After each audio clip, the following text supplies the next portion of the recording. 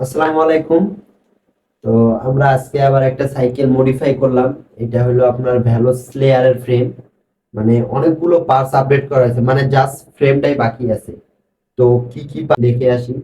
আর cycle আপনার বিল্ডটা আর হলো কম্বিনেশনটা কিরকম হয়েছে অবশ্যই আপনারা কমেন্ট বক্সে জানাবেন আর লাইক দিবেন অবশ্যই।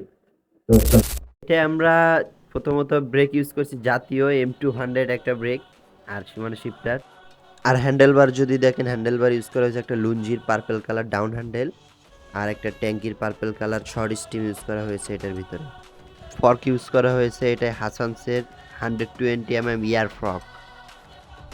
আর যেহেতু রাইড করবে টায়ার ইউজ করেছি আমরা ম্যাগনা MTF। আর সামনের চাকায় আমরা ইউজ করেছিল একটা ভোর্সের পার্পল কালার রিম। কাস্টমার রিকোয়ারমেন্টে পিছনে ইউজ করছি রুজিক্সের একটা রেড কালার রিম। সামনে আমরা ক্রাঙ্কসেট হিসাবে ইউজ করেছি হলো একটা সুনানের রেড কালার সিঙ্গেল ক্রাঙ্ক।